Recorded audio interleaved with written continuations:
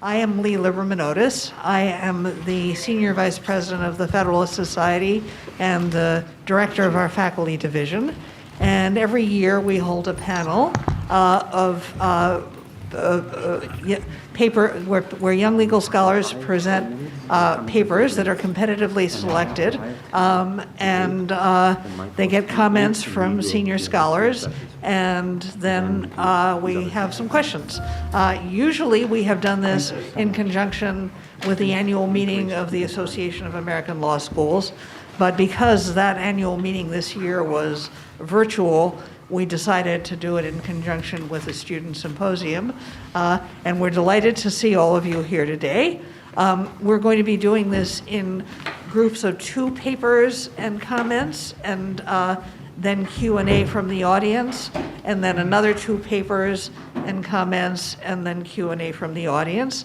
We have both a live audience and a virtual audience, and we have both live and virtual commenters, so this is going to be a veritable hybrid feast. Without further ado, I would like to turn things over to Michael McConnell, who needs no introduction, and he is going to moderate our first session here.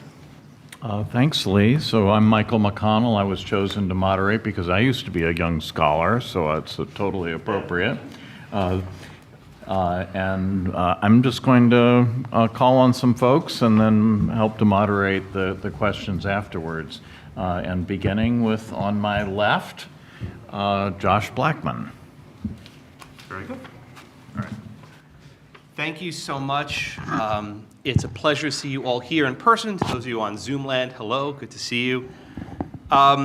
We sit here with these masks or not, talking about the pandemic. But before there was a pandemic, there was a case called Jacobson versus Massachusetts from 1905, decided within a few months of Lochner versus New York. In 2019, Jacobson was an obscure precedent. But in 2020, Jacobson became a fountainhead for pandemic jurisprudence. Courts relied on Jacobson to resolve disputes about religious freedom, abortion, gun rights, voting rights, the right to travel, and many other contexts. And in 2021, governments began to impose vaccine mandates. Now I hope that the pandemic is, thank God, slowly ending, hopefully soon. Jacobson still retains a central place in our constitutional discourse. But what exactly did Jacobson say? Justice John Marshall Harlan's decision upheld the state's power to impose a nominal fine on a person who refused to be vaccinated. No more, no less. Yet judges now follow a variant of Jacobson that is far removed from the Lochner-era decision. And the Supreme Court is largely to blame for these departures from precedent. Over the course of a century, 4 prominent justices established what I call the irrepressible myth of Jacobson versus Massachusetts. I, of course, go up on the John Hart Ely article about the irrepressible myth of Erie. And in my view, this myth has 4 levels. The first level was layered in 1927 in a case that arose very close to us, Buck v. Bell. In this case, Justice Holmes upheld Virginia's eugenics law, which mandated involuntary sterilization for so-called imbeciles. And he used Jacobson as the leading authority. Or more precisely, Holmes recast Jacobson's limited holding. He wrote, quote, "The principle that sustains compulsory vaccination from Jacobson is broad enough to cover the cutting of fallopian tubes." My goodness, chilling every time I read it. In a single sentence, Holmes expanded the scope of Jacobson far beyond its narrow confines to support forcible intrusions onto bodily autonomy. Julie reminded me this morning that the Virginia colony for the epileptics and feeble-minded is about 30 miles from here in Stanton, Virginia, so we're very close to that case. The second level of this myth was layered in 1963. In Sherbert against Verner, Justice Brennan found that neutral laws that burden religion would be reviewed with something like strict scrutiny. But Brennan recognized that the court had upheld governmental regulations of certain overt acts prompted by religious beliefs or principles that invariably pose some substantial threat to public safety, peace, or order. Justice Brennan cited Jacobson as an example of this dynamic. Jacobson had nothing to do with religious beliefs, absolutely nothing. The case didn't even raise a free exercise clause claim. But with a single citation, Brennan transformed a substantive due process case into a free exercise clause case, even though Jacobson predated incorporation doctrine by decades. Hello, Elon, incorporation, right? And perhaps unwittingly, Brennan suggested that the usual free exercise clause jurisprudence would not apply during public health crises. The third level was layered in 1973, in a case you may have heard of, hopefully not long for the world, Roe v. Wade. Justice Blackmun recognized a substantive due process right to terminate a pregnancy. But the court refused to recognize the unlimited right to, quote, do with one's body as one pleases. To support this limitation, Justice Blackmun cited two cases. No relation, by the way. Justice Blackmun cited two cases. He's M-U-N, I'm M-A-N. Okay. Blackmun cited two cases, Jacobson and Buck v. Bell. With these citations, the court affirmed Holmes's misreading of Jacobson. And even worse, Blackmun incorporated Jacobson into the court's modern substantive due process framework, even though Jacobson predated substantive due process by decades. Roe also extended Jacobson yet further. During a public health crisis, apparently, the state has extra powers to restrict abortions. Hello, Texas.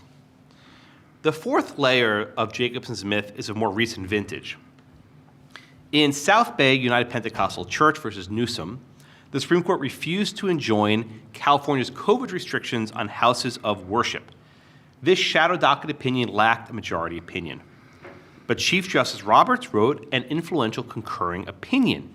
He favorably cited Jacobson and wrote, quote, our Constitution principally entrusts the safety and the health of the people to the politically accountable officials of the state to guard and protect. In short order, this concurrence became a super precedent.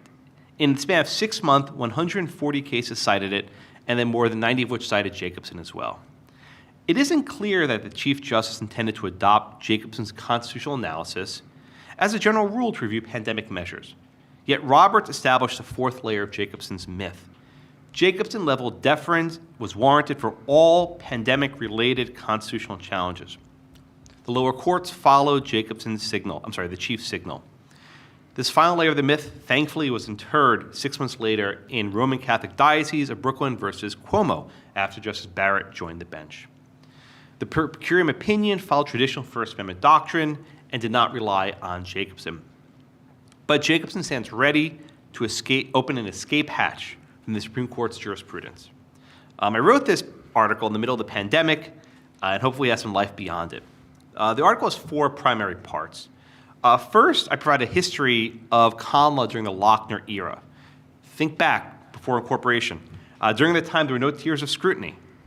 The Supreme Court did not distinguish between fundamental rights and non-fundamental rights. The Bill of Rights had not been incorporated. What we now call rational basis review was actually somewhat rigorous.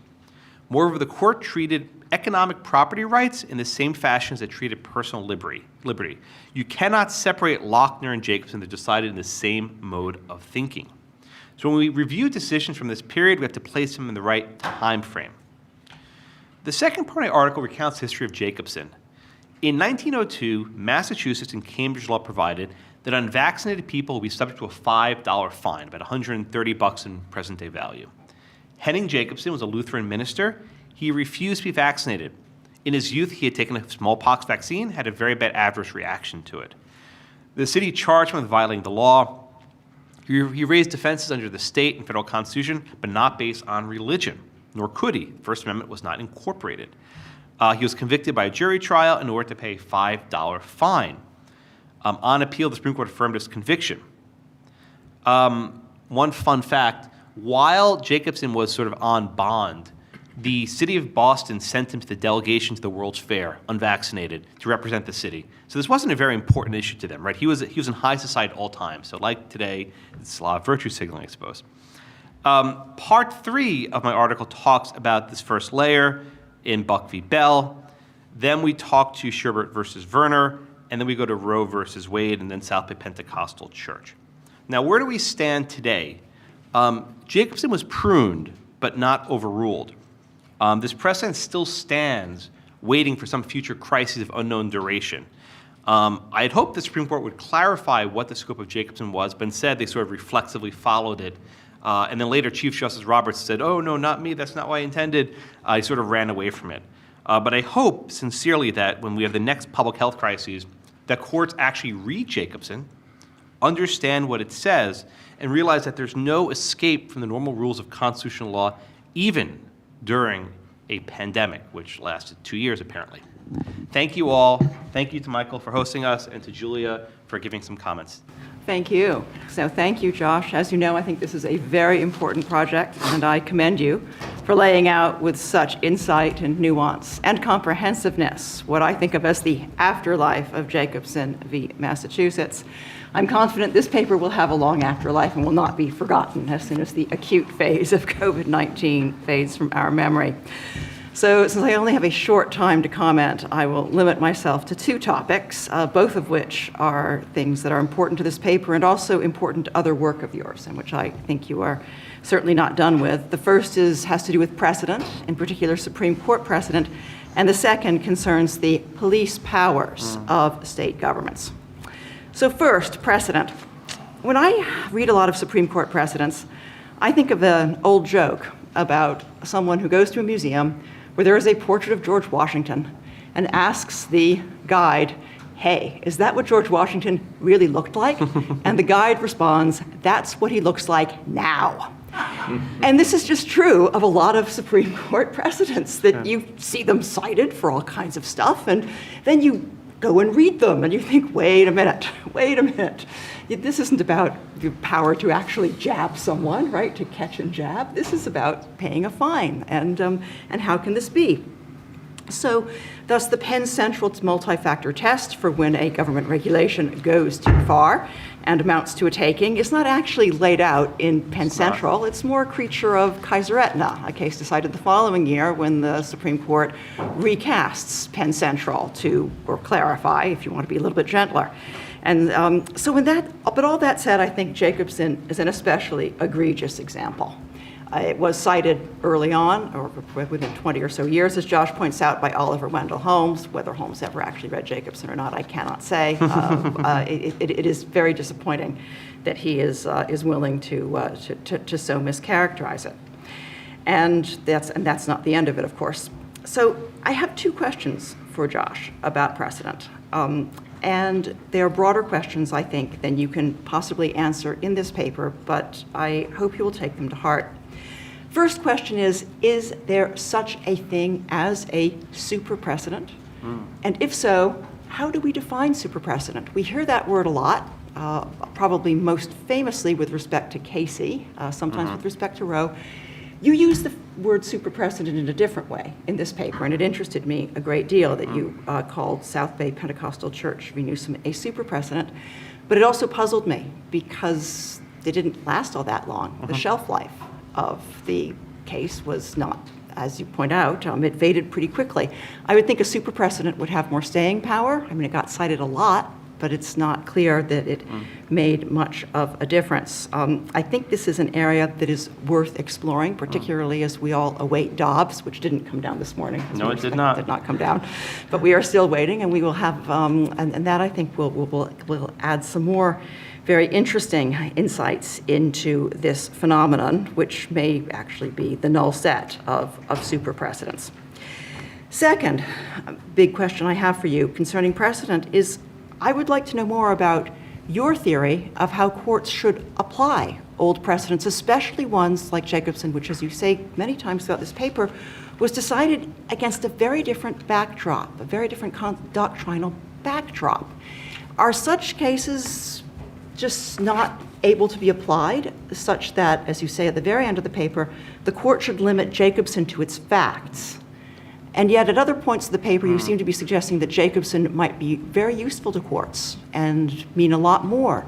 In particular, the Second Circuit case that I think you discuss on page 37 you suggest, I think, that there might be a lot more life in Jacobson than simply limiting itself to the facts. But thinking more broadly about precedent, do you agree with my colleague Fred Schauer, who has argued that for the Supreme Court of the United States, with its, quote, small and self-selected docket, heavily populated by issues of high moral and political valence, there does not appear to be in place a stare decisis norm, that is, a norm pursuant to which most of the justices, most of the time, would feel compelled by internal belief or external pressure to do what they don't feel like doing. Is this true?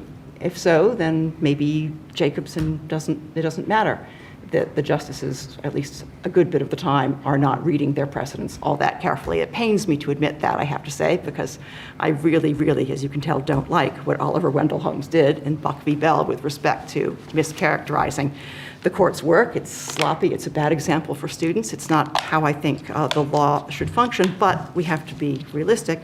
And if my colleague Fred Schauer is correct, then, well, at that point, maybe we should just shrug a bit more than you do in this paper.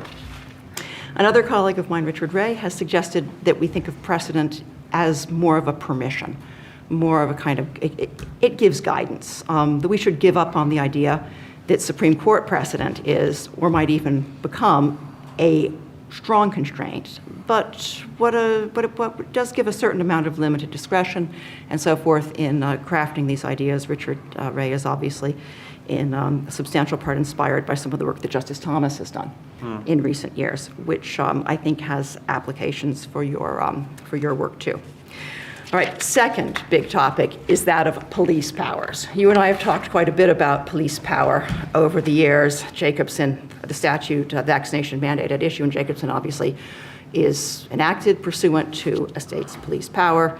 And as we have discussed over the years, the police powers of states in the United States system have always been reasonably strong. They've certainly extended to imminent things that are actual nuisances or imminent nuisances that could cause real harm to identifiable individuals.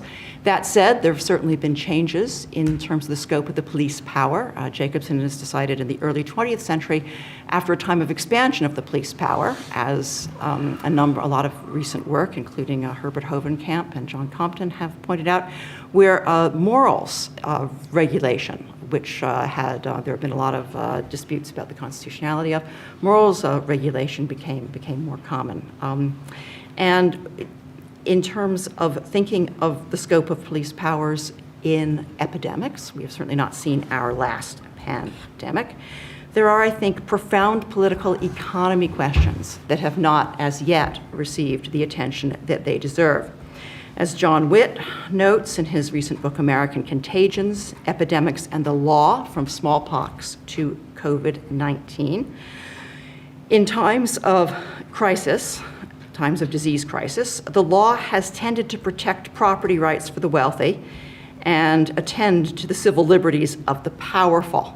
But the less wealthy and less powerful have often seen economic pain and even economic devastation and restrictions, sometimes very serious restrictions, on their personal liberties. Right now in US law, it's very difficult, United States constitutional law, it's very difficult to challenge these exercises of the police powers unless one has some kind of fundamental rights hook of some sort. That's one reason, of course, that the First Amendment has become such a powerful engine, often the only engine, but it leads to a lot of what is described as First Amendment Lochnerism and so on and so forth.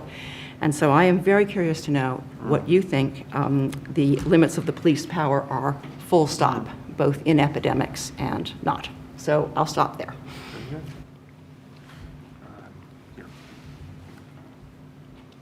Would you want me like to, us to take are we a responding minute? now or are we doing the second paper? I think, well, maybe next paper and then responses. Okay. But I got my notes, so I think we'll do this. In that case, we turn to Michael Morley from Florida State.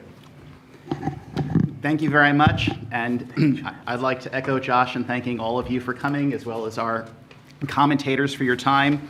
So my paper looks at voting during pandemics. It's part of a series of articles that I've written looking at various types of election emergencies, and it begins by offering some historical perspective, comparing the elections conducted in the midst of COVID-19 to elections conducted back in 1918 in the midst of the Spanish flu pandemic.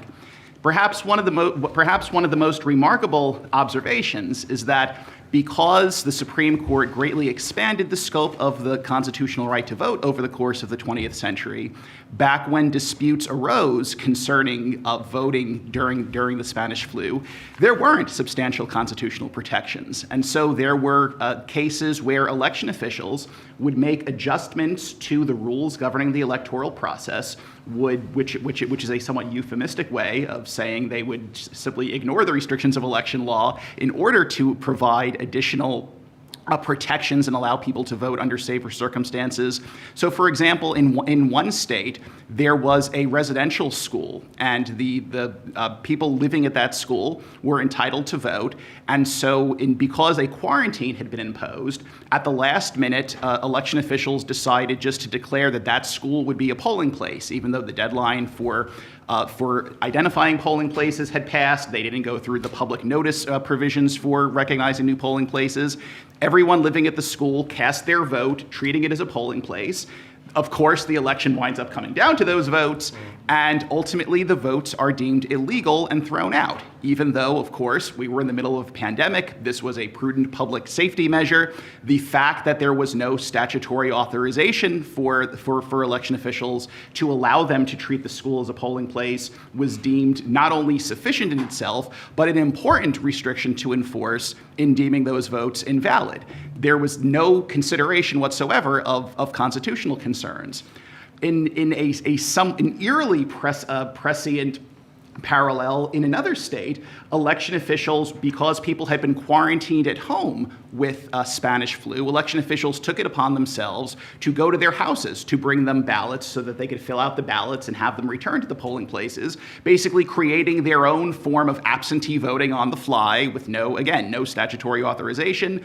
And again, those unfortunately dispositive ballots wound up being rejected because the courts found that enforcing the rules of the election was more important than creating new opportunities to vote. But again, this is in an era before the Anderson-Burdick test, which is the standard that courts currently apply in determining the permissibility of restrictions on the right to vote. And the courts simply aren't looking at this from a constitutional perspective. Fast forward to the COVID-19 pandemic, in contrast, and virtually all of the litigation that arises concerning the enforcement of election-related constraints deals with various constitutional protections, such as equal protection considerations, Anderson-Burdick considerations. And courts struggled in many cases with trying to figure out the correct approach to apply. And in fact, this leads into the second part of my paper. In seeing how our election system as a whole adjusted to the threat of COVID-19, and I want to take this opportunity to reiterate and underscore that the 2020 election was a shocking success, given the huge, I would say unparalleled, except obviously we just got to talk about the Spanish flu, but a worldwide pandemic. Election officials engaged in Herculean efforts to make the necessary adjustments to safeguard the right to vote and to ensure a safe, fair, and accurate process. And so the second part of my paper looks at how exactly that happened. What were the legal mechanisms through which that happened?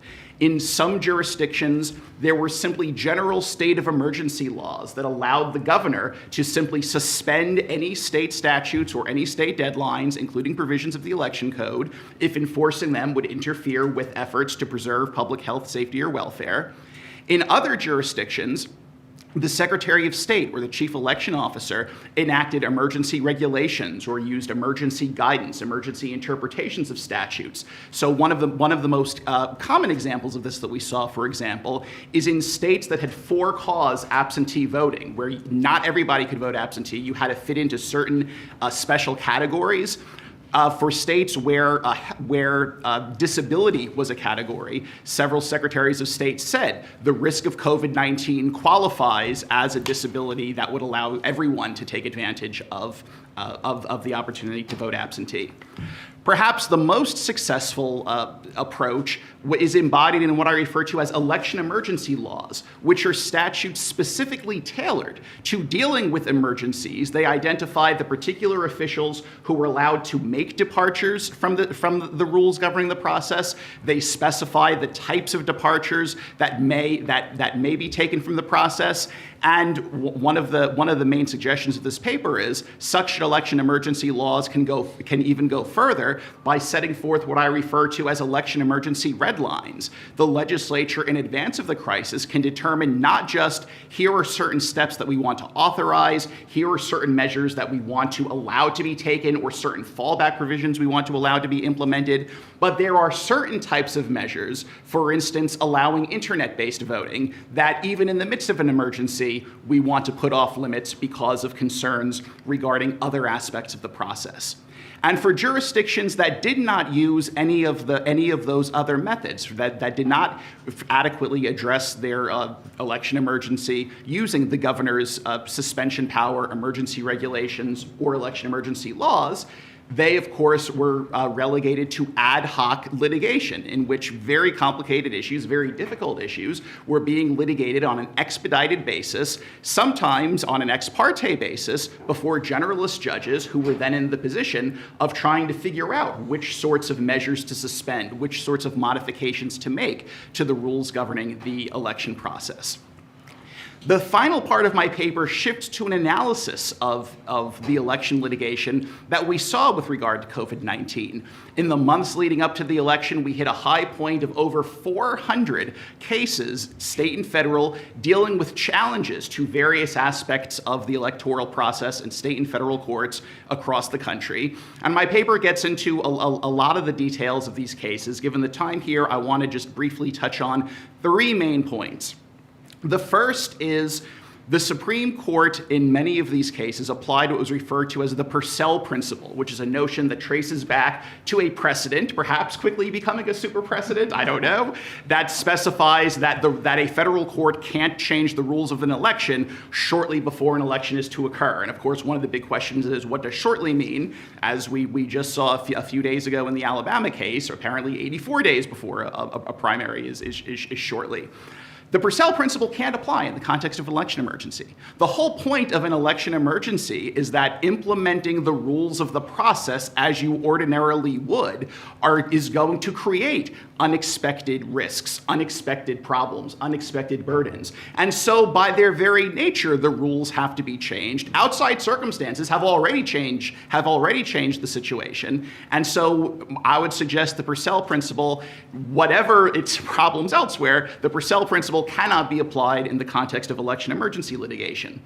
Secondly, the U.S. Supreme Court in Democratic National Committee versus Republican National Committee set forth a remedial hierarchy for election emergency cases, specifying that whenever possible, you should alleviate constitutional burdens by changing the rules governing the election, suspending certain requirements or modifying certain requirements, and leave a postponement or an extension of the election, a change in the deadline for voting, as the extraordinary remedy, that's the fallback only if lesser modifications fail.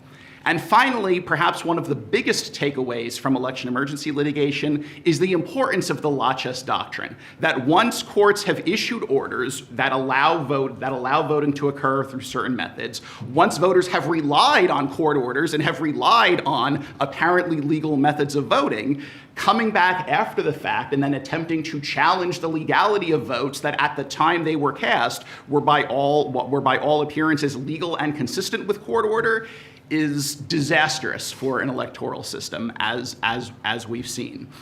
So I guess there's certainly more in the paper, but I will stop there. And now it's my pleasure to welcome not my colleague Bernadette Meyler from Stanford, but instead our colleague here at University of Virginia, Bertrell Ross. So welcome, Professor Ross. Thank you. Thank you for the organizers of the symposium for inviting me to be a commentator on Professor Morley's article. It is always a pleasure to engage Professor Morley's work. So the article on election emergencies has a timeless quality to it. It is the first comprehensive scholarly examination of elections during pandemics, and it is long overdue. I hope that even as this pandemic subsides and hopefully continues to do so, courts and policymakers will use Michael's work as a foundation to prepare an election plan for the next inevitable emergency. Now, what I appreciate the most about Michael's article is its meticulous, detailed, and novel account of elections during the two most devastating pandemics in this country's history, the 1918 Spanish flu and the Oh, here, echo. Can we kill these mics maybe while he's speaking? Thank you. All right, is everything jagged to you? Josh, one more push. It won't. Okay. I'm not gonna hold it down. Go ahead. Okay, I'll continue on. And so what I appreciate the most about Michael's article is its detailed and novel account of elections during the two most devastating pandemics in the country's history, the 1918 Spanish flu and the COVID-19 pandemic. What that examination taught me was that election administration challenges that we faced during the COVID-19 pandemic were not entirely new, but that unfortunately we had not adequately learned the lessons from the past. Now, as is all too familiar when emergencies fade, attention tends to wane, leaving us in the same precarious position when the next emergency arises. Beyond the important accounts of elections during pandemics, Michael advances what I agree should be considered the three fundamental principles of sound election systems. First, all eligible voters must have reasonable opportunity to cast their ballot safely and have them counted. Second, the system must minimize the possibility of mistake, irregularity, illegality, accident, or fraud. And third, the system must be designed in a way that bolsters public confidence in the accuracy and integrity of the election results. To implement these principles, Michael argues that an election system must be robust enough to withstand a wide range of possible emergencies. For it to be robust enough, election systems must permit a wide range of different methods of voting when emergencies arise. Election emergency statutes must also ensure that the appropriate election officials are empowered to adopt the necessary adjustments to the electoral process during emergencies. And finally, election emergency statutes must impose what Michael labels election emergency red lines, which are changes to the electoral process that election officials are prohibited from adopting, even in cases of emergency. Michael also includes proposals for courts when adjudicating litigation arising from election emergencies. Now, due to the limits of time I have with you, I'm going to put aside his proposals for courts. But I will say that I concur with much of what he has proposed, but I do worry about threats to judicial legitimacy that might arise from their more active intervention into election emergency disputes. Election adjudication always poses the risk of politicizing the court in ways that can hamper its capacity to present itself as an impartial adjudicator in future disputes that are both election and non-election related. This, of course, is not a reason to excise courts from these disputes, because they might be the only institution positioned to resolve such disputes, but it's a reason for the courts to proceed with caution. Here I want to focus on Michael's three fundamental principles for sound election systems that he proposes that lawmakers do in the context of an emergency. Now again, I agree with Michael's account of the three fundamental principles of sound election systems. Let me start by saying that I think his proposed response to emergencies, which include expanding early voting and no-excuse absentee balloting, moving, increasing, or consolidating polling places, authorizing election officials to travel to hospitals or assisted living facilities where voters may be confined, and or conducting curbside and drive-through voting for medically vulnerable voters could be designed to implement the first two principles of the sound election system. The first being that all eligible voters have a reasonable opportunity to cast their ballot safely and have them counted. And the second being that the system minimizes the possibility of mistake, irregularity, illegality, accident, or fraud. I would even go so far as to argue that they not only could be designed to implement the first two principles of the sound election system, but that in the 2020 election, they were designed towards implementing these principles. Despite the pandemic emergency, we had record level turnout in the 2020 presidential elections, and that was due in part to the availability of alternative methods of voting that Michael describes in this article. And furthermore, the evidence of mistake, irregularity, illegality, accident, or fraud was minimal, with nothing to suggest that the state responses to the election emergency introduced more mistakes, irregularity, illegality, accident, or fraud than prior presidential elections. And yet, because of the propagation of the big lie, the election failed to satisfy the third principle of sound election systems, which is that they be designed in a way that bolsters public confidence in the accuracy and integrity of the election results. I would argue that it wasn't a matter of design. Even if Michael and others might point to design flaws regarding implementation of alternative voting methods and counting methods during this past presidential election, I doubt that a flawless implementation of such methods would have had much of an effect on public confidence in the accuracy and integrity of the election results. The reason being that due to the information silos in which Americans exist, that leave them vulnerable to misinformation and disinformation campaigns, public confidence in the accuracy and integrity of the election results during an emergency will depend in part on the willingness of candidates on both sides to accept the election results. But I do think that public confidence in the accuracy and integrity of election results will depend only in part on candidate behavior, which means that there is room for some optimism and opportunity. A precondition for bolstering confidence in elections is that the public have confidence in elections in the first place. Thus, to bolster confidence in possible responses to election emergencies, we need to create public confidence in the alternative voting methods that might be used in emergencies. The best way to create confidence in such alternative voting methods is to employ them during non-emergency periods, something that Professor Morley does not propose. In other words, states that haven't already done so should implement additional methods of voting like no-excuse absentee voting, expanded early voting, and curbside voting now. States that haven't already done should address mistakes, irregularity, or fraud concerns associated with mailing everyone a mail-in ballot now. States should develop rules for third-party ballot collecting that will expand access to the polls while addressing concerns about mistake, irregularity, illegality, accident, or fraud now. By implementing alternative voting methods responsive to emergencies during non-emergencies, you can create confidence in such methods. When implemented for a period of time, people become acclimated to the alternative methods of voting. And furthermore, election lawmakers and administrators have the opportunity in each election to make the necessary adjustments and modifications to both enhance access and reduce the risk of mistake, irregularity, or fraud. The result being that when an emergency arises again, there will probably be less need to make major changes to election methods, as the availability of multiple alternative avenues of voting will give states the flexibility to respond to a variety of emergencies. Now, I'm not so sanguine to think that the proposal for developing alternative voting methods responsive to emergencies during periods of non-emergency will bolster all Americans' confidence in the accuracy and integrity of election results. The information silos and sort losers will continue to be a problem in the future based on the precedent set in the 2020 election. But I do think we will be better positioned to bolster public confidence in the accuracy and integrity of election results than if we waited for an emergency to implement such alternative voting methods.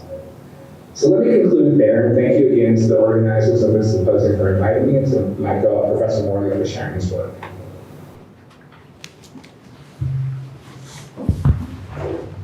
So now we have an opportunity to take questions both from the folks here in the room, and also some may be coming in from the wider Zoomosphere. So here, let's see, the microphone disappeared? Okay, Nick, so Nick, will you just bring it around? And so raise your hands and Nick will bring you the microphone. Please speak distinctly into it so that those who are listening from afar will be able to catch the question.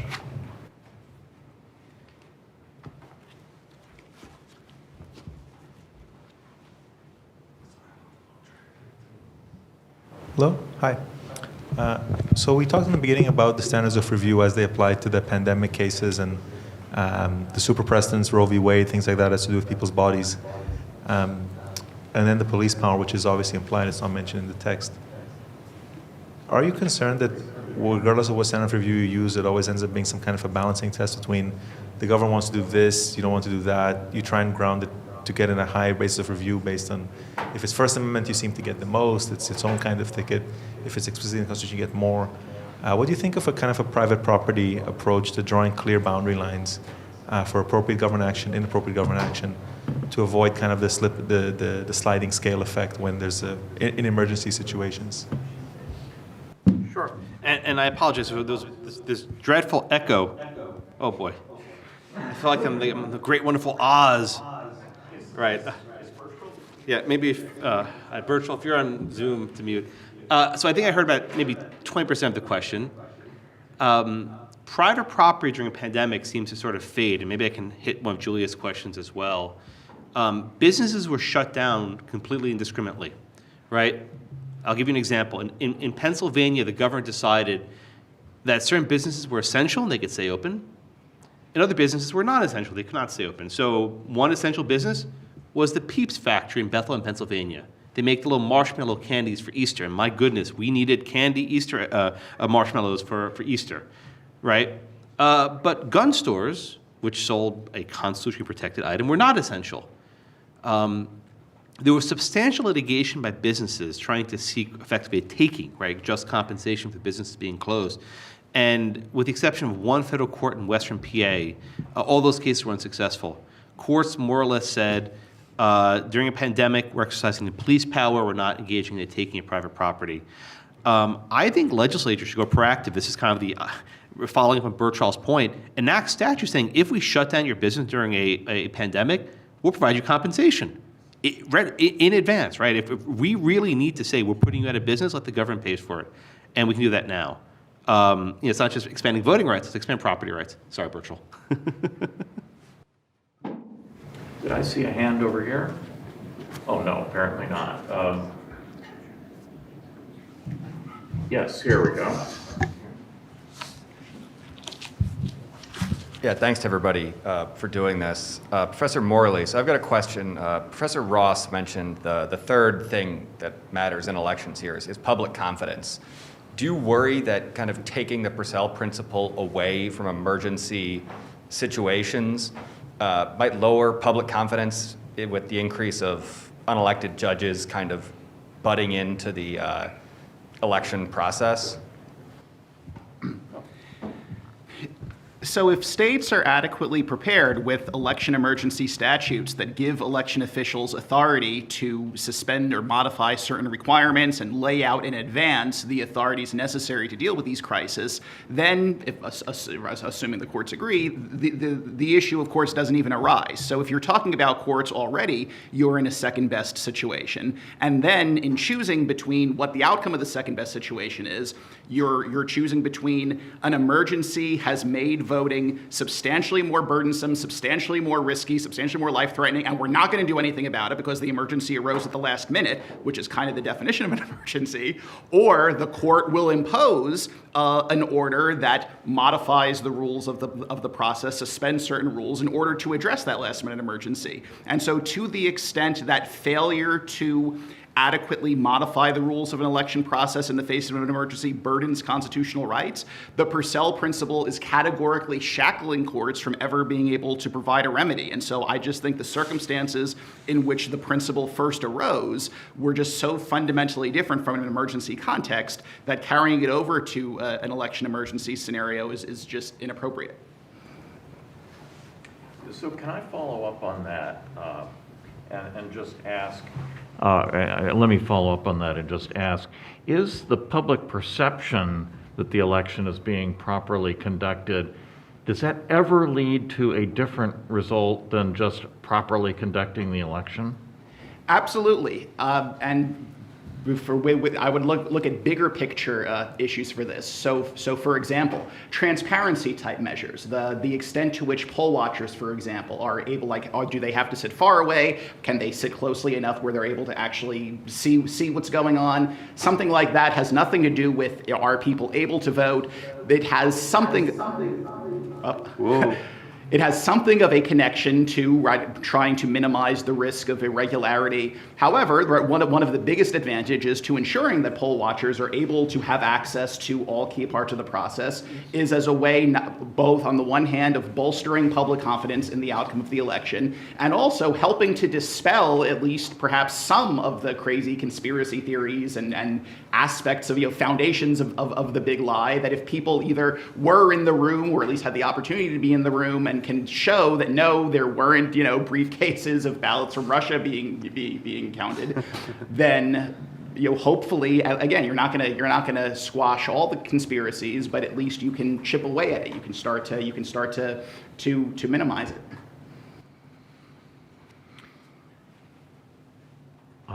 Lee.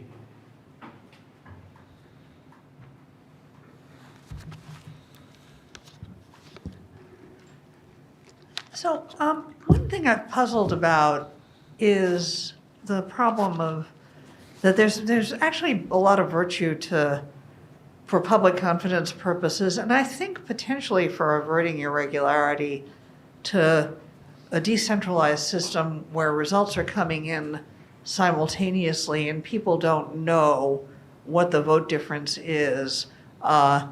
for purposes of how many votes do we need. For example, President Trump doesn't know that he needs to find 11,000 votes or whatever that was.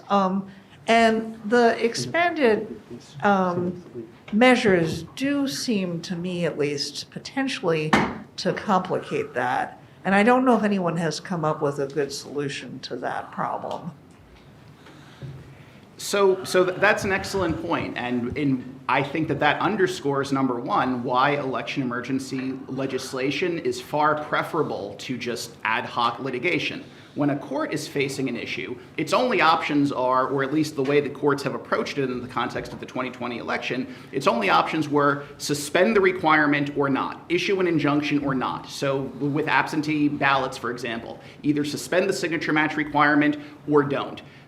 If legislators are crafting election emergency statutes, they can provide fallback requirements. They can provide alternatives. It doesn't become this binary either or, where, number one, the remedial options become just a light switch, either keep the law in place or suspend it. And you'll see plenty of courts saying, counsel, I don't have the authority to rewrite the law. I don't have the authority to put in an alternate, less burdensome security requirement to try to maintain public confidence. So I think you're right. Legislatures have much more flexibility in crafting election emergency laws with fallback alternatives,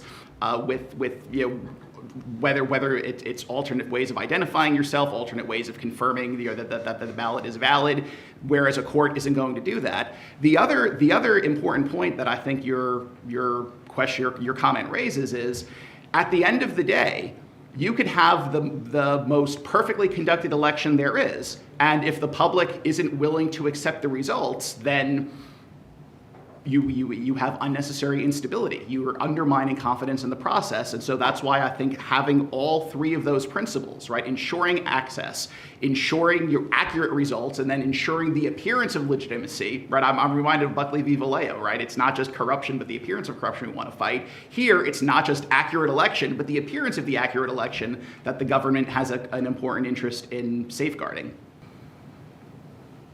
Let's now proceed to the next set of papers, and let me invite Jonathan and Ilan and Akil to come down. Good. I need my computer. I'll hand it to you. I'll sit right over here.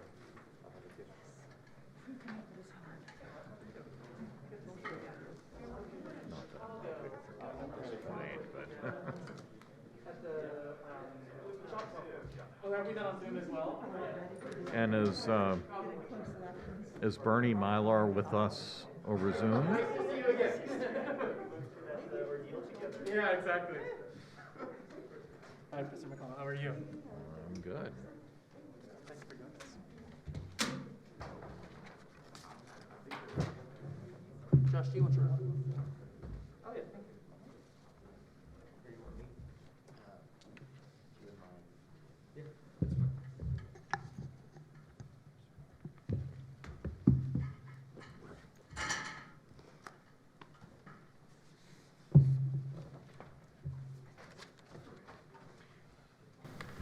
Now, how Jonathan has managed to produce such an impressively researched paper while living the busy life of a law clerk, I have no idea, but here he is.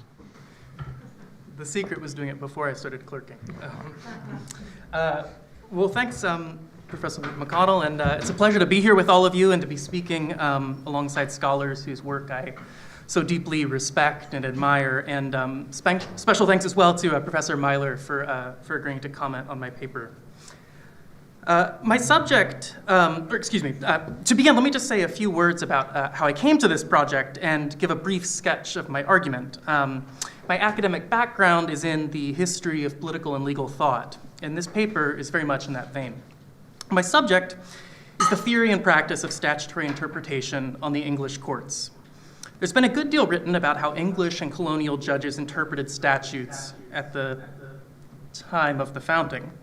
And those studies have centered on the question of what method or methods of interpretation were implied by the grant of judicial power in Article 3. But no historian has finished the story, connecting those 18th century debates to the theory and practice of interpretation in England in the centuries after the American founding. And so that's what I try to do in the paper, essentially. Now, the obvious question to ask about such a project is, who cares? What relevance could English debates about interpretation in the 19th, 20th, and 21st centuries have in the United States today? In the paper, I try to show that the English history is relevant for two reasons. One is historical and the other is normative. So let me set out the historical argument first and then move to my normative claim. Most of us are familiar, I think, with the kind of standard reasons that textualists and purposivists give for their respective approaches to interpretation. Those reasons sound in the rule of law, the separation of powers, and appeals to democratic legitimacy. But textualists and purposivists sometimes make a different kind of argument, namely an appeal to the authority of the English tradition, claiming that their preferred method of interpretation is deeply rooted in the common law and still practiced in the English courts today. Hart and Sachs had a version of this argument in the 1950s. Scalia made this argument later in the 1980s.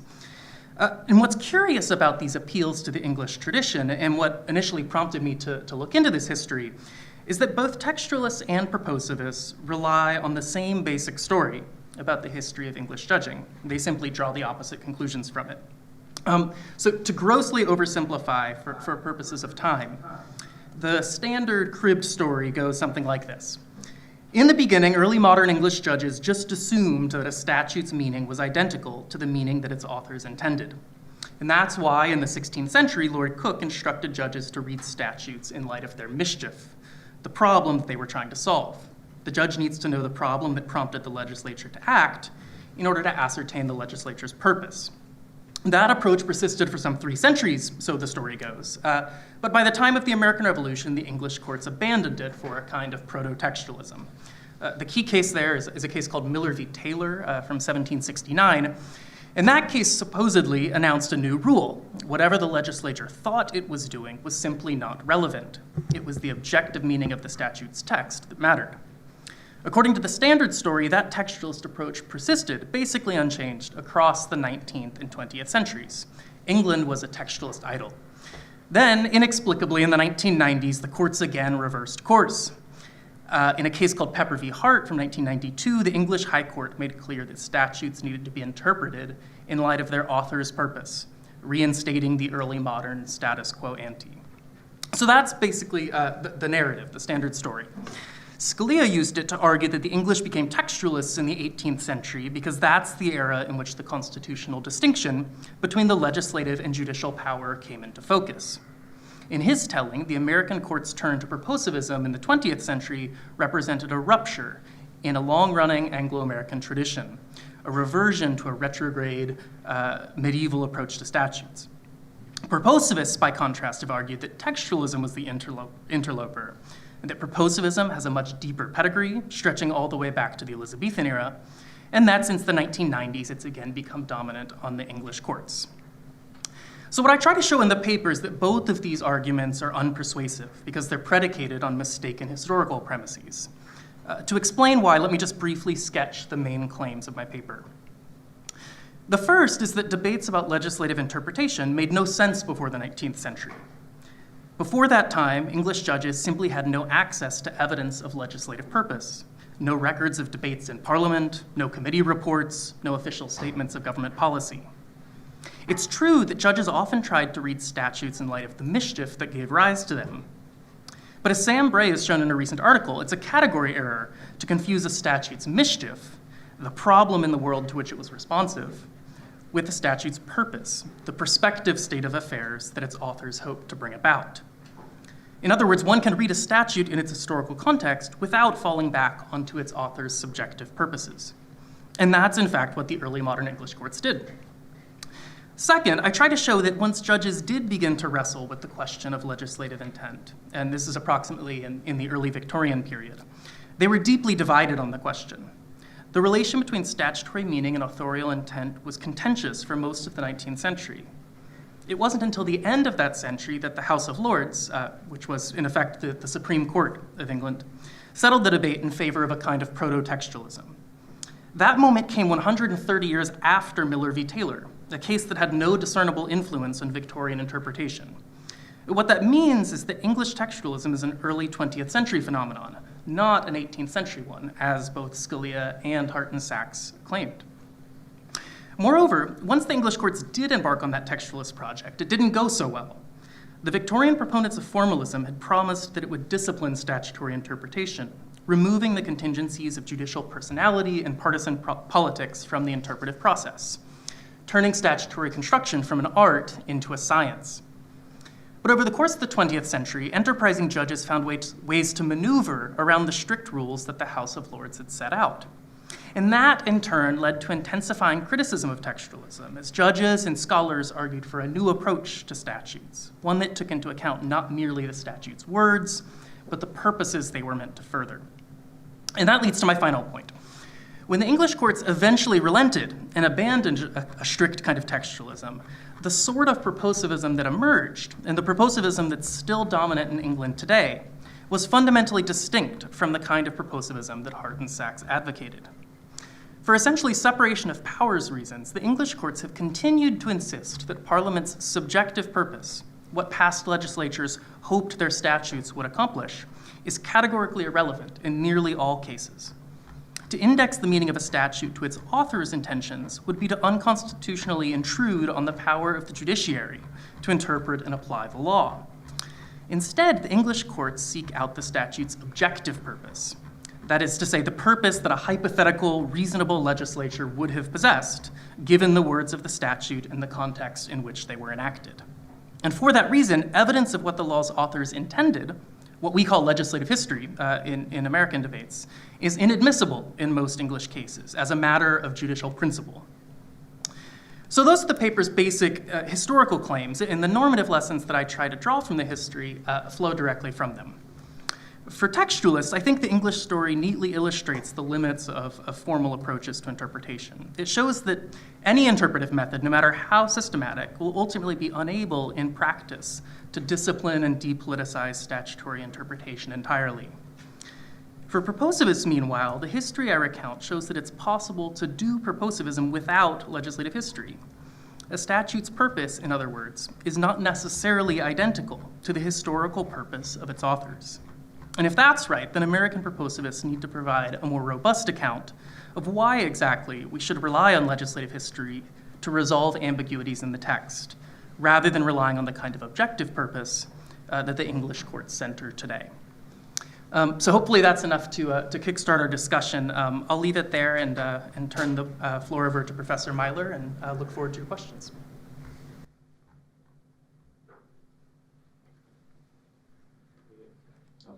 For inviting me to comment on this paper. I have to apologize because the audio went out for the first few minutes of Jonathan's remarks, and so I don't have the benefit of those until he got to the summary of the paper. I just want to begin by saying that I just found this paper to be a shockingly gripping read about statutory interpretation, and now I'm not seeing the room, so I think maybe I should pause my remarks until I can see everyone again. We're hearing you, Bernie.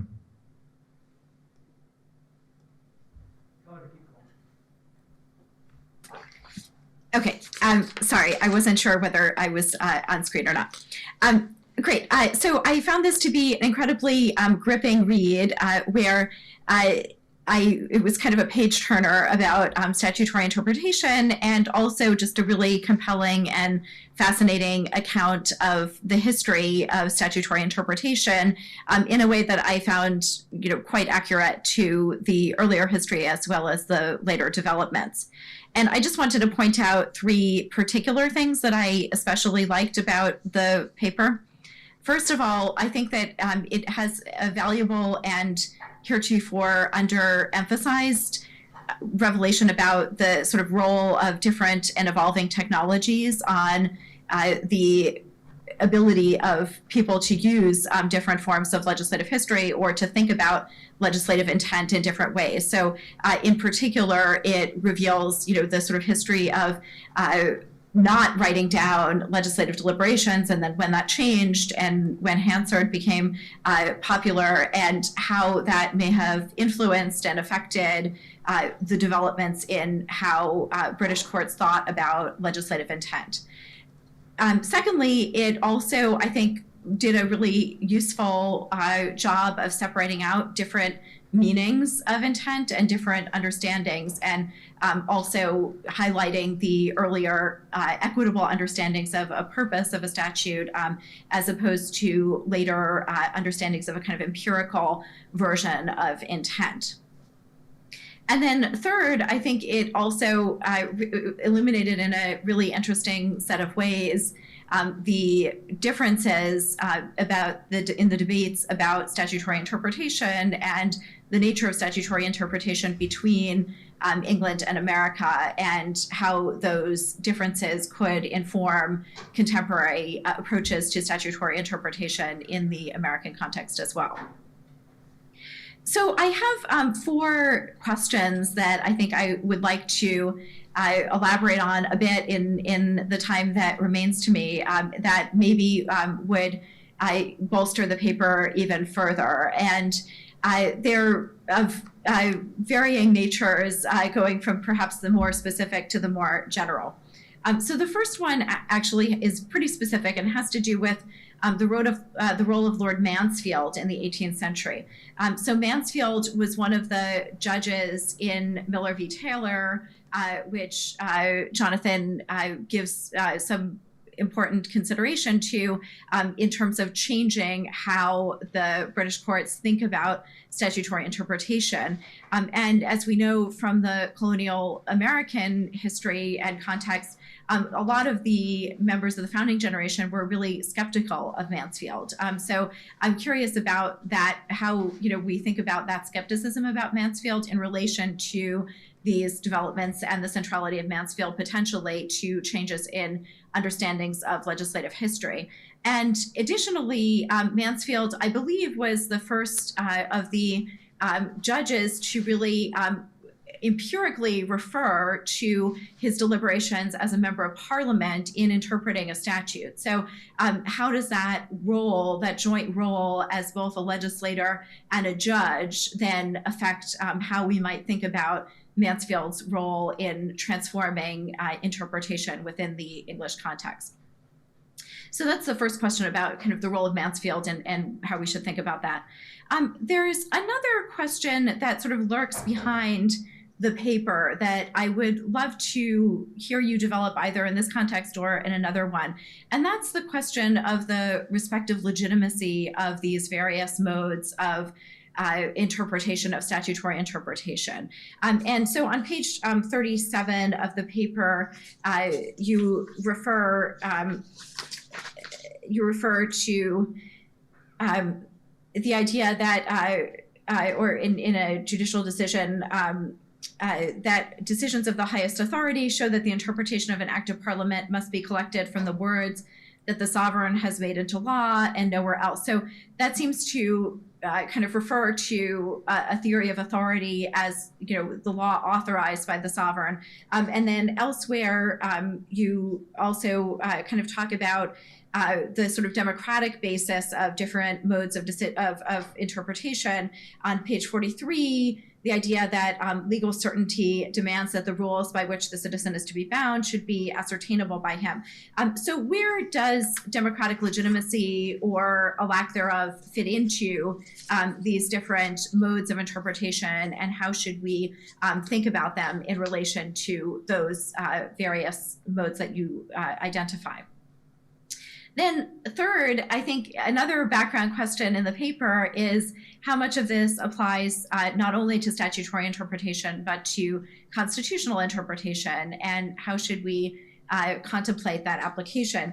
You have a very tantalizing footnote on page 3 saying that one might think that these approaches are appropriate depending on the statute's substantive content, that equitable interpretation is most fitting in the constitutional context, that objective meaning should control the interpretation of tax statutes and so forth, or depending on whether the statute regulates primary conduct. So I'm curious about what your answer would be about how much of this should in fact apply to constitutional interpretation as opposed to simply within the confines of statutory interpretation. And then the final set of questions is about developing the American implications. I think the paper is a wonderful exploration of the English history in and of itself. And so maybe it's not necessary to further develop the American implications, but there are a couple of possibilities that I was thinking about and just wanted to suggest. So one is that I think you might think about the role of these changing, I'm calling them technologies, but maybe modes of what happens with statutes and other, well, I would say just changing technologies in relation to American jurisprudence having to do with legislative intent. So there's not only the fact that, the Constitution too is not, the deliberations are not written down at the time or not published at the time, but there's also the changes in reporting subsequently.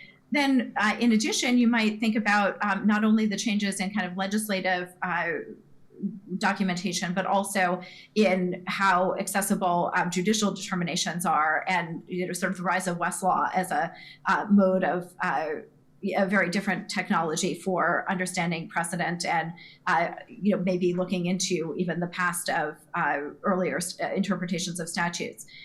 Then the final possibility that I was thinking about is also how much should we look to England as kind of advising us about the evolution of American law, or shouldn't we? There's a speech that Justice Ginsburg had given a while ago about looking to English jurisprudence for developments in equity and thinking about changes in equity, and the idea that actually we shouldn't be stuck with a kind of equity that we got from England in the 18th century, but instead evolve along with British jurisprudence. And so I would be curious if that could be an implication of this paper as well. But anyway, I just want to thank you so much for this wonderful read, and I look forward to seeing more. Thanks. Thank you very much, Bernie. And now we turn to Ilan Moorman. Thank you. Thanks so much for having me here, and for Professor Amar for providing the commentary on my paper. Which, my glasses are still fogging up. There you go. Don't thank me yet. Well, I'm pretty sure I know what's coming. Okay, so the paper takes on the conventional wisdom about the so-called trichotomy of rights in the Reconstruction era, the distinction among civil, political, and social rights. This trichotomy was critical to the court's reasoning in Plessy against Ferguson, and it is widely accepted among modern scholars that this trichotomy accurately reflects the meaning of the 14th Amendment and the rights to which it does and does not extend. Since we're among friends, even Michael McConnell, in his famous Virginia Law Review article, argues that this trichotomy is the key to understanding Brown v. Board of Education and the meaning of the 14th Amendment. What my paper tries to show is that at least if Section 1 is written in legal language and refers at a minimum to the same set of rights to which the Privileges and Immunities Clause of Article 4 refers, then the trichotomy does not make sense. It does not accurately reflect the distinctions among types of rights made by antebellum courts and scholars. Instead of adopting a trichotomy of rights, they really adhered to two different dichotomies, which maybe together makes a new trichotomy, but there's a dichotomy between civil and political rights, which is sort of actually quite conventionally, I think, accepted, and then a dichotomy between private rights and public privileges. Once this is recognized, it actually turns out, I claim, that most of the discourse during Reconstruction is consistent with these two different dichotomies and not with this purported trichotomy. Just why does this even matter? What are the stakes here? Well, because I think it helps us to answer two prominent questions, namely the correctness of Brown v. Board of Education and Loving v. Virginia. If, as I claim, the Privileges or Immunities Clause of the 14th Amendment covers civil rights, then it covers marriage, because marriage is not a political right, certainly not a public privilege. So the point is, marriage is at least covered by the amendment. The question then becomes whether laws prohibiting interracial marriage are part of a system of caste legislation designed to maintain white supremacy. I think the answer to that, by the way, is quite obvious. All one has to do is look at what Chief Justice Taney himself said in Dred Scott. The fact that the laws prohibited such interracial marriage was to him the key indicator of the supposed degraded and inferior status of black persons. Easy case, I think. Brown v. Board, well, public education, it's not a political right. So the question whether the Privileges or Immunities Clause applies to public education, I submit, is to ask whether it covers public privileges. If the clause does not extend to public privileges, then Brown was wrong. If it does, then the clause at least applies, and it again becomes a question of whether separate schools create an abridgment of the privileges and immunities of black citizens, which I also happen to think is an easy case once we get to the merits.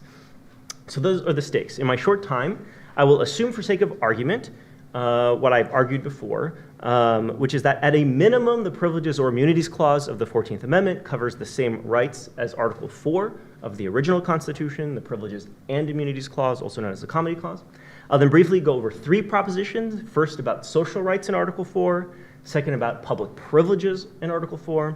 And third, why I think the Privileges or Immunities Clause might treat public privileges differently than does the Comity Clause. And if it doesn't, then I'm wrong about all of this, but so it goes. Okay, so first, social rights. The Comity Clause, the Privileges and Immunities Clause, provides that the citizens of each state shall be entitled to all privileges and immunities of citizens in the several states. It requires a state, say State A, to give citizens of other states the same privileges and immunities that State A gives to its own citizens when those other state citizens are traveling in State A. So the question in antebellum law was therefore, what is the scope of these privileges and immunities that must be given to citizens of other states on a non-discriminatory basis? Well, there is nothing in the antebellum Comity Clause jurisprudence that I could find even remotely identifying a category of social rights. It was widely accepted that the clause covered civil rights, which are largely just natural rights as modified by the laws of civil society, property, contract, and so on, which all free governments must secure. And the clause does not cover political rights, like voting and holding office. I canvassed dictionaries, treatises, cases, the congressional records from this period. I cannot find any indication that social rights, whatever those are somehow excluded from the reach of the Comity Clause. So social rights, I show in the paper, was just another term for civil rights, or for all rights that are stipulated for in the social contract. Under any definition of social rights that I uncover, civil rights in the sense of the Comity Clause's distinction between civil and political rights would be covered. There's no such thing as an excluded category of social rights. Okay. What about public privileges? Here there is no case directly on point, but we have three sets of sources, I guess, that suggest public privileges are not covered by Article 4. They're not guaranteed by the Comity Clause. The first is Corfield v. Coriel, confirmed by the Supreme Court in a case called McCready in 1876. The common resources of a state, like its fisheries and public lands, are not privileges common to the citizens in the several states. They are privileges unique to the citizens of a particular state. That is, they're privileges of special citizenship rather than general citizenship, as the court said in 1876, which is why New Jersey did not have to share its oyster beds with the citizens of Pennsylvania.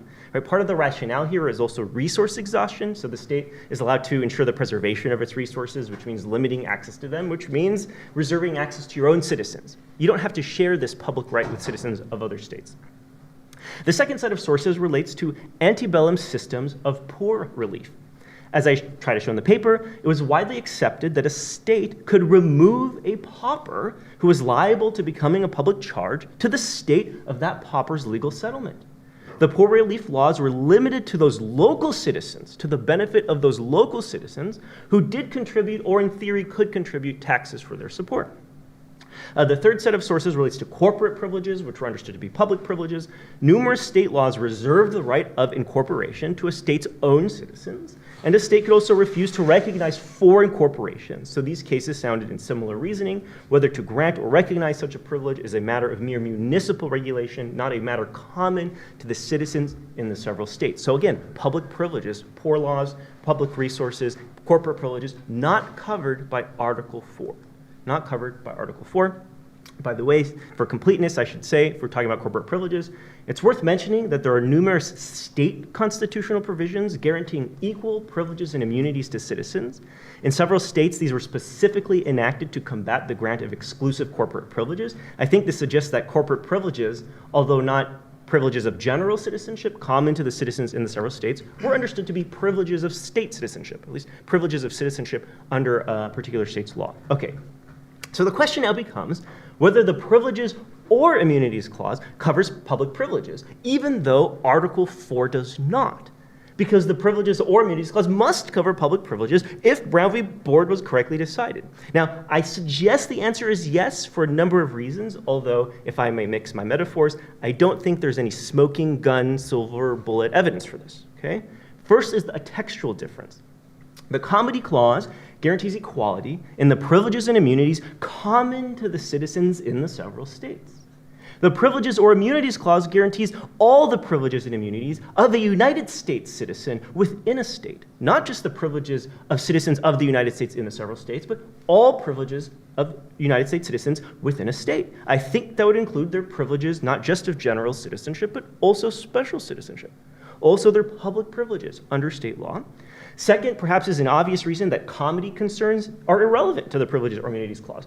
All citizens of a particular state pay for the support of public privileges and therefore should get to enjoy them equally.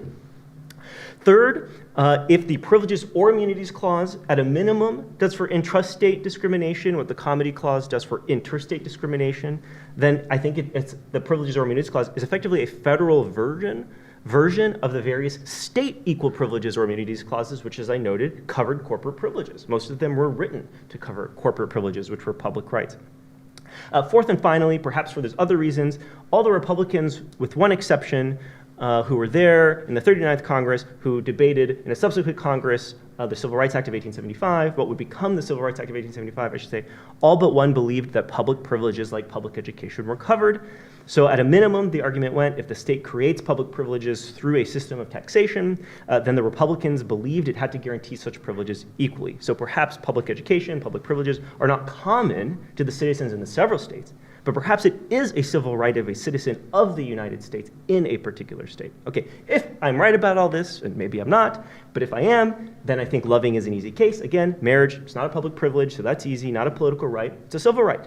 But Brown then I think is also at least a correct case because public education, although a public privilege, is covered by the Privileges or Immunities Clause. The question then boils down to whether separate schools are or are not equal. That is a question on the merits, and the answer to that question has nothing to do with social rights, whatever those are. I'll stop there and await Professor Amar's invective.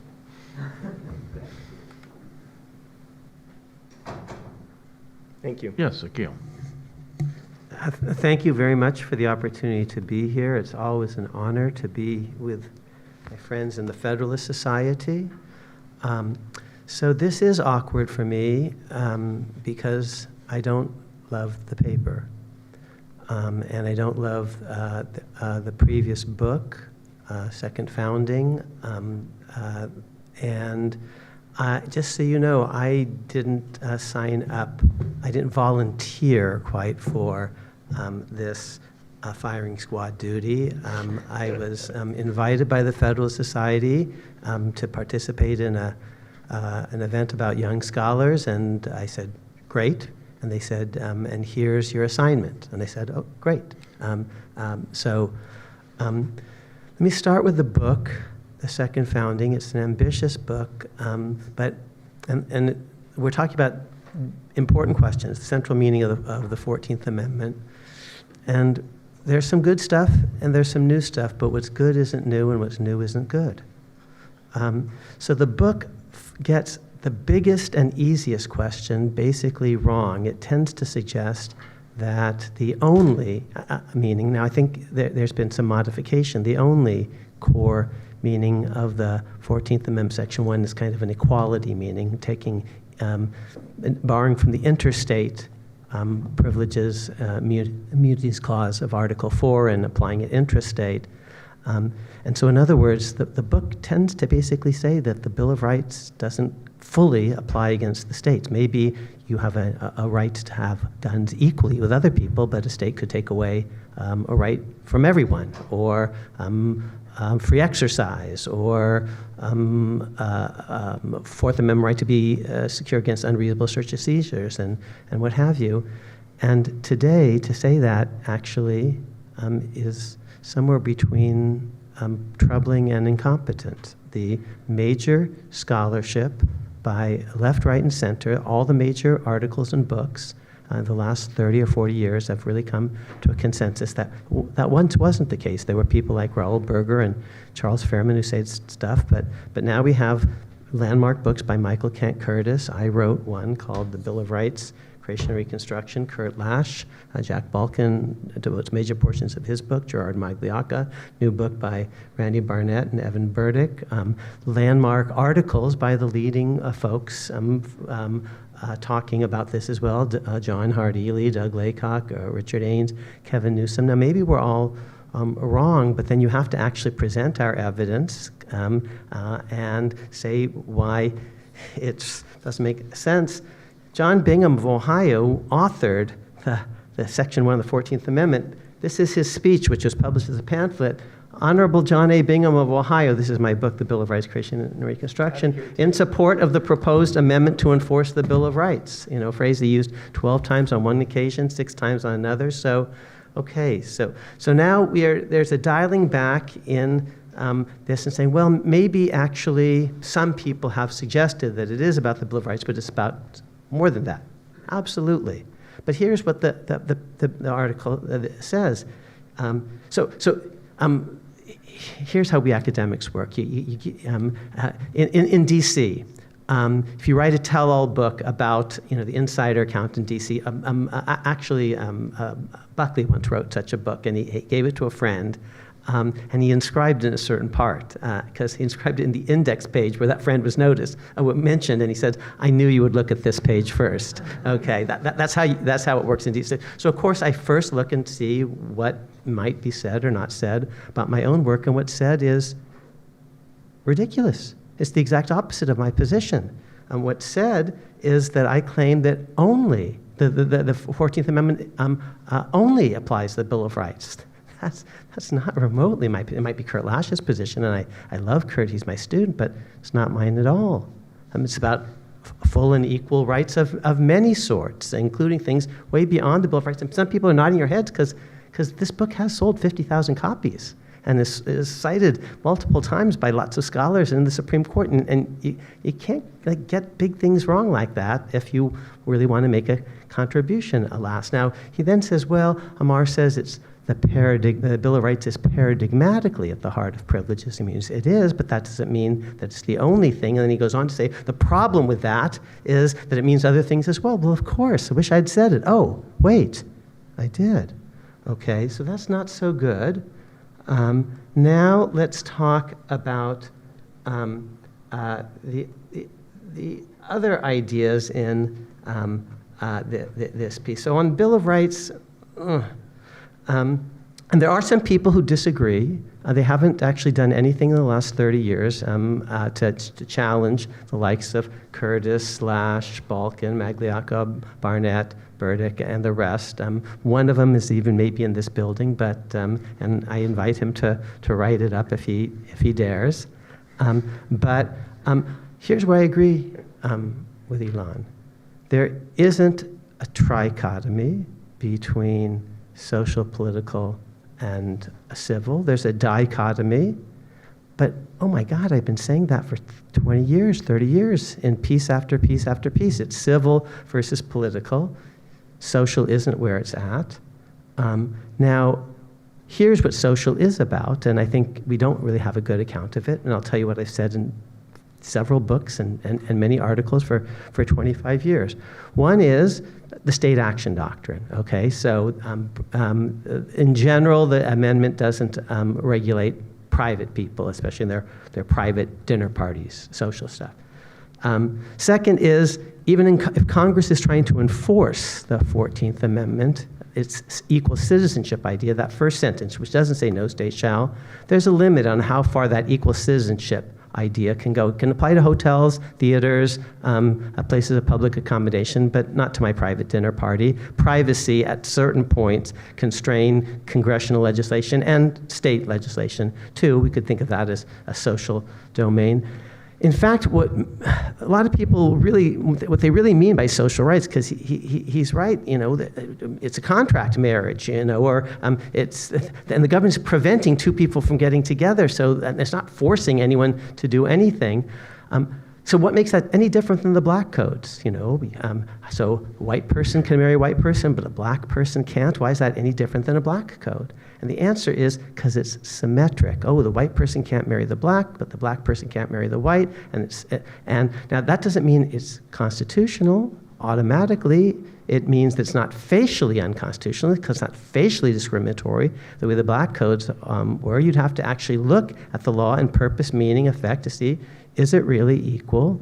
And I'm with Elon. It's easy. Forget that it's in, here I end, that it's in a school or in marriage or in a box or with a fox or on a train or in the rain. It's just not equal. Don't look at the silly domain. A law whose preamble says a law to degrade black people, a law to establish the supremacy of whites and the inferiority of blacks in the civil domain is just unconstitutional, full stop, even if the schools are equal in facilities. Yeah, of course Loving is right and easy, and Brown is right and easy, and Charles Black taught us, who's also not cited here, taught us that 60, 70 years ago in a landmark article on the lawfulness of the segregation decisions. So he's right about it's not a trichotomy, and he's right that Brown is easy and Loving is easy, but it's a little bit like Christopher Columbus, like discovering America, when there were kind of people here, first. So to repeat, there is some good stuff here, but it's not new. And there is some new stuff here, actually, but it's not good. It's not taking seriously all the evidence for the Bill of Rights as the central meaning of the 14th Amendment, and then equality along with that. It's the full and equal civil rights at the heart of the 14th Amendment. Thank you.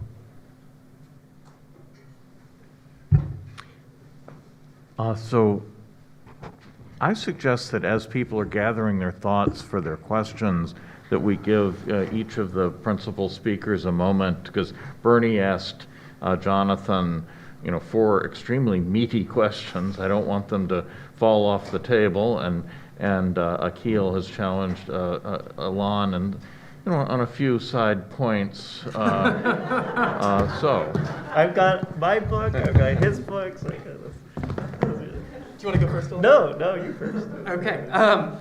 Well, great. Well, thanks so much to Professor Meyler for her questions. I, for purposes of time, probably can't sufficiently address all of them. I think I'll maybe just make 2 points in response to some of her suggestions. The first had to do with the institutional and technological contexts in which a lot of these debates about statutory interpretation took place, and the ways in which shifting evidentiary sources opens up new possibilities for how we think about statutory meaning. And I think that's absolutely right. And I think one of the central things I was trying to get across in the paper, I'm working on a second project now to do with the origins of the doctrine of stare decisis, and there's a very similar story to tell there. It's only once judicial opinions begin to be written down that it's possible to distinguish between the central holding of the case and to claim prospectively that holding then binds future judges. So there's a very similar story there as well, and I think that's absolutely right.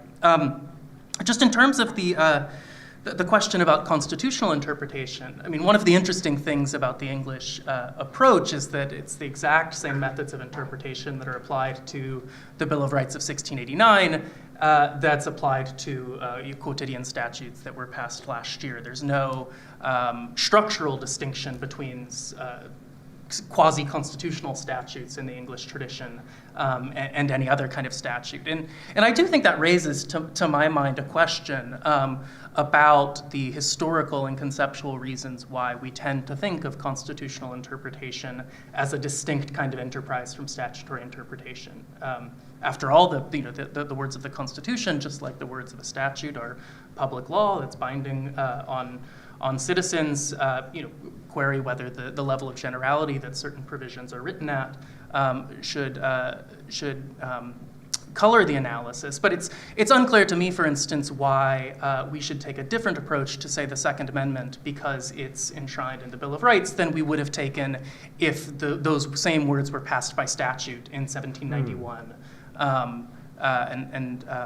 Yeah, I don't have a clear answer on that, but it is a question that's come up to my mind in working on this paper. The last thing I'll say, just on the question about the theories of law and legal legitimacy that undergird various approaches to statutory interpretation. I mean, I think that's really the interesting question that this project raises. The question of how a judge interprets a statute, I think, invariably rests, either consciously or not, on that judge's conception of where political legitimacy resides. And a lot of these debates in the English tradition, much like our debates, about interpretation are really epiphenomenal debates about more fundamental questions to do with the separation of powers, democratic legitimacy, legislative sovereignty, and so forth. I certainly don't propose to resolve those debates in the next 10 minutes, so I think I'll just stop there. Yeah. Okay, well, so there are sort of two sets of comments. One was on this paper specifically, and one is on sort of the book and this broader incorporation debate.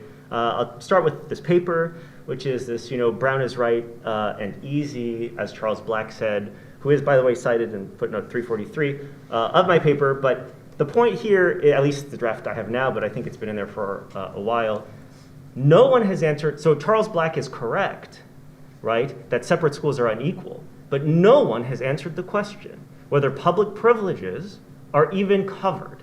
Private education, sure, you can't make one set of laws for private education and a different set of laws for private education. The question is, are public privileges covered? If they aren't covered under Article 4, and no one has had a definitive piece on that, no one has gone through all the sources about comedy and public privileges until this paper, okay?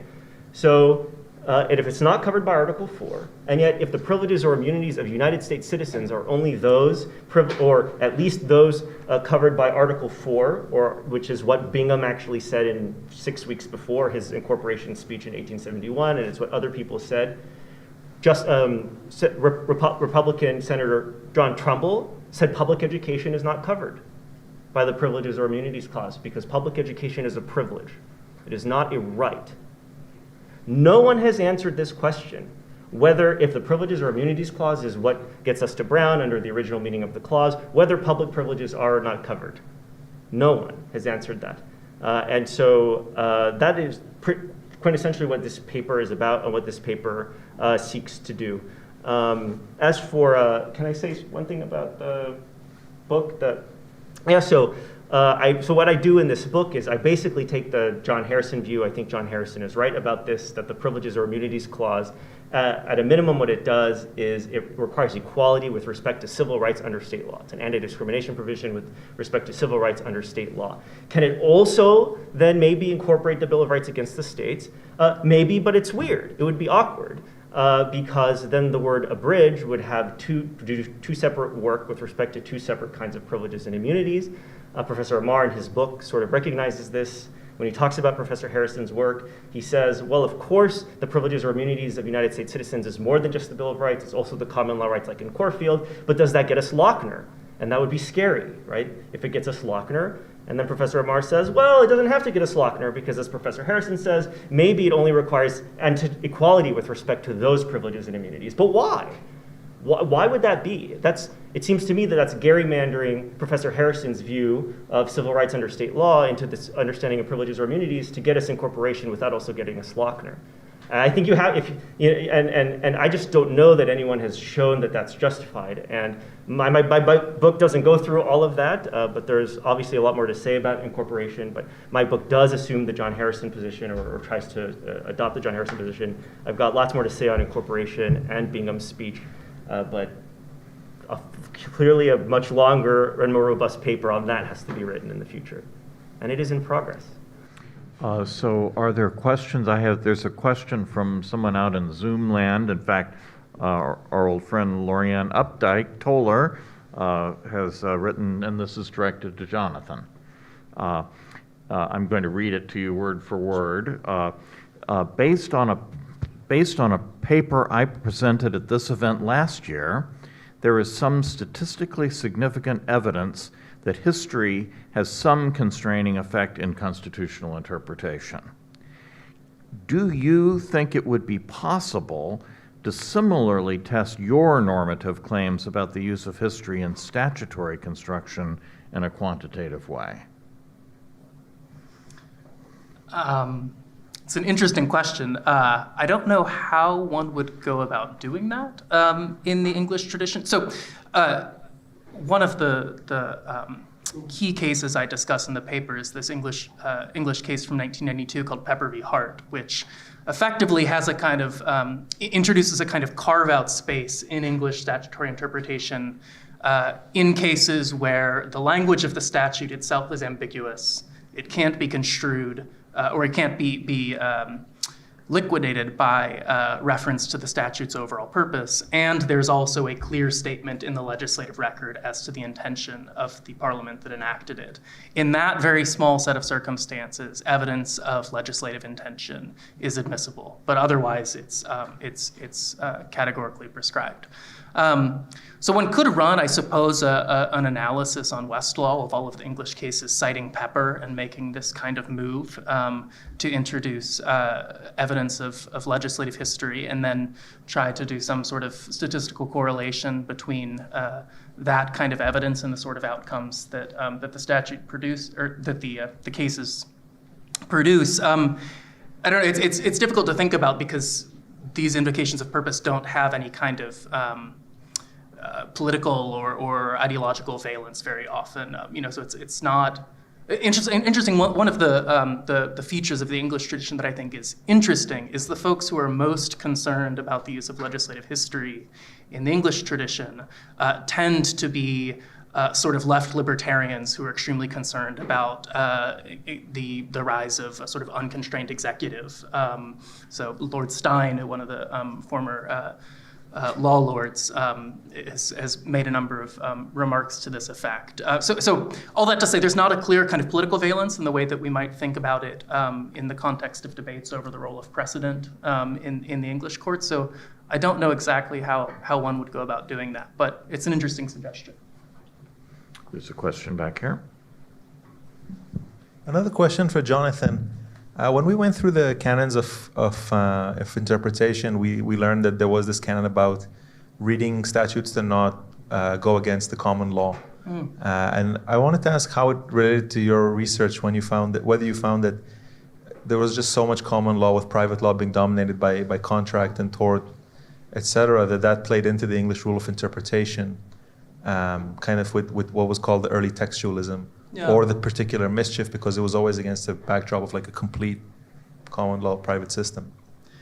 Yeah, that's a great question. Thanks for that.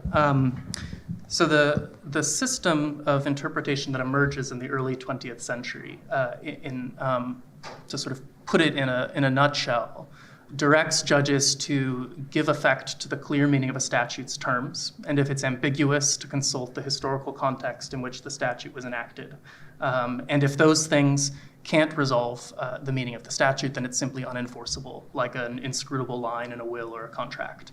But what's interesting is that initial clarity-ambiguity distinction is heavily colored by these kinds of substantive canons, right? So there's a heightened burden for showing that a statute is clear or ambiguous in certain contexts, depending on whether it enlarges or restricts the common law, depending on whether it's a penal statute or a tax statute, and so forth. And so that's how these canons get sort of incorporated into this basic framework that's operative for much of the 20th century in the English tradition. So that's certainly, these kinds of canons certainly play a role in the analysis, yeah.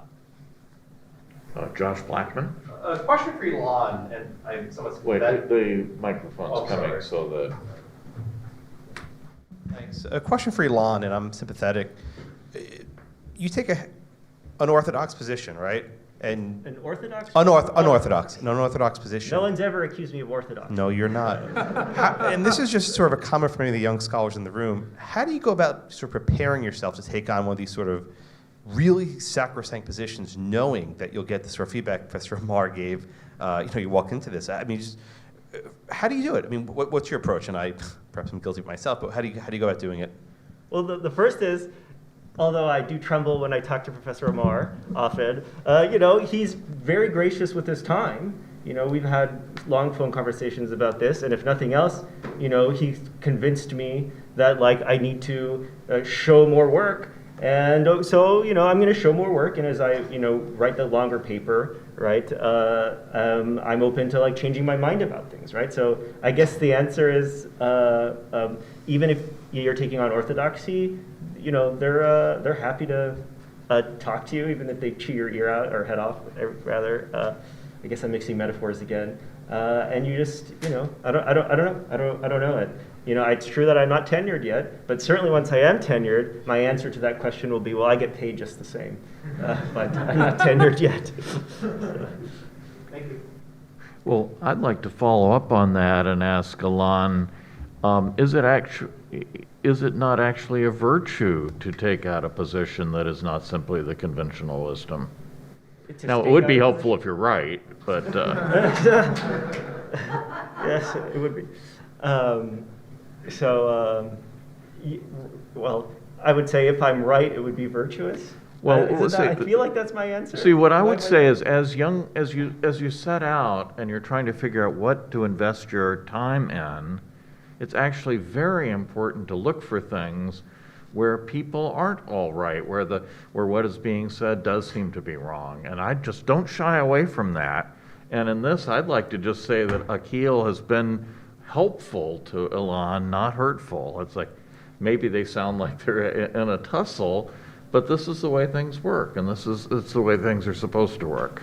I will say that, it does, and I appreciate that very much. It does help being right, or at least you have to think that you're right? Because if you're wrong and just digging up these old debates again, you're just causing a lot of people a lot of work for no reason, right? So you at least have to believe that you're right. Otherwise, you're just making everyone go around in circles and wasting everyone's time, which maybe is what I'll end up having done, in 20 years when I look back at all of this. But as of now, I'm not sure that I'm wrong. So that's why I'm at least going to keep going. Well, let me try to say, it's not that he's wrong. It's that he hasn't shown remotely his work and he hasn't presented you, the reader. If I say something is in the Constitution, I've got to show you the evidence for that. Many of us have shown lots and lots and lots of evidence. Now, the obligation then in the scholarly process will be for the people who disagree to say, here's the evidence that's been presented, here's why it actually doesn't add up. But when the work doesn't begin to do any of that, it's worse than zero, because someone who doesn't know the argument on the other side isn't seeing it and that's not good. That's fake news. So that's one point. Now here's a second point. So I'm glad he's citing Charles Black. It wasn't in the version that I was given, but I'm glad he is. Some scholars argue that the Privileges or Immunities Clause of the 14th Amendment was intended only to incorporate the Bill of Rights against the states, citing me. Now, I promise you, the one thing that I do know is my own mind and what I've said and what I haven't said. And that's so preposterously the opposite of my position that it does cause me to actually doubt. And because what he says about stuff that I've spent my life studying and know like the back of my hand is so, his account is so opposite to what I think I know and I've put on the page. And when what he says about me I know is not true, that does cause me to worry about all the other claims that he's made when I haven't investigated this or that or the other thing. So you have a reputation to maintain and a trademark, and if you lose that by taking interesting positions that get you a lot of attention, but like Emily Latella, then you have to say, never mind, about violins on television. What's wrong with that when it's about violence on television or something? That's a reference that only the oldsters in the room will get. There's a cost to that. So the way actually the process advances is when you actually take seriously the work that others have done, and then actually join. I want to say one final thing, which is I omitted to mention, because he wrote a very nice blurb, for Elon's book. And then and he's one of my closest friends and co-teachers, Steve Calabrese. So I said, Steve, you completely, agree with me on incorporation. You didn't initially, you did the work and then you double checked, and our friend John Harrison has a slightly different view, but you went and he's written many pieces on that. And I said, so, how can you actually like this book which doesn't even take seriously all of that? And the answer is, Steve is a more generous person than I am, perhaps. But when you add up, because you can't in 5 minutes do all, have read all this stuff. I'm telling you, so unfortunately, all the people on one side, I know John Harrison has a slightly different view. He's never actually written it up, and I don't think he can actually, given that he can actually persuasively rebut all the evidence for incorporation, which, by the way, is 9-0 in the United States Supreme Court. So this is a pretty big thing to say, actually, the Bill of Rights doesn't apply against the states in 2022. Might have been different in 1943 when Black and Frankfurter are having their debate. So it's a pretty big freaking thing to say in 2022 the Bill of Rights does not apply against the states. Oh my God. So and as I said, I know John Harrison has some reservations about, but I don't think he's ever come within 100 miles of actually rebutting the evidence from Michael Kent Curtis and Dick Ains and Kurt Lash and Gerard Magliocca and Jack Balkin and Steve Calabrese. I could go on and on and on. This is pretty well established, I think, by now among the folks who have actually carefully done the work. And if you disagree, you owe it to the community to actually, yes, you're going to have to write a paper. Good luck. Can I just say a quick thing? Yeah, I think we should give Alon the last word. I know we're over. So just a quick, what my book does and doesn't do. So my book is a short book, admittedly. What it shows is that the Privileges or Immunities Clause has to be at a minimum, an anti-discrimination provision with respect to civil rights under state law. The Equal Protection Clause doesn't do the work, and I show. Then I have a chapter where I'm like, okay, now might it also incorporate the Bill of Rights? What do other people say? And I canvass sort of different positions. And I express my skepticism and my doubt about the incorporation position. And then I say, but it's sort of within the range of plausible meanings. Maybe you can liquidate it, although it would have been liquidated under the wrong clause, which makes it sort of awkward. But I don't even purport to attempt to definitively resolve that question in this book. What I do try to show is it's an anti-discrimination provision with respect to civil rights under state law. And if I'm right about that, I actually think the burden is now on the pro-incorporation people to explain how it could both be an anti-discrimination provision with respect to only one set of those privileges and immunities and an absolute guarantee with respect to certain others. That's what I do. That's what I purport to do in this book, and I promise I'm working on a longer paper. Maybe I will reverse my view on the incorporation, my initial incorporation skepticism. But that's all I purport to do in the book. On the footnote, I'll concede. I actually read the paper on my way here on the airplane, and I saw that footnote, and I was like, oh shit, this is probably not an accurate explanation or description of Professor Amar's position, because, I think under his view, you could also get Griswold v. Connecticut if enough states do it. And so, yeah, this is a first draft. No one has commented on this. It's the same paper 2 weeks ago Michael and some others commented on, but and it's a first draft, and I'll change that footnote. But the position remains the same, that I don't see how you can both have incorporation and this anti-discrimination view, and those are the two that I'm trying to disentangle here. But it's a first draft, and I will certainly amend that footnote for sure. So this has been a foretaste of all the fun being a professor you have in front of you. So thanks to our speakers. Thanks, everybody.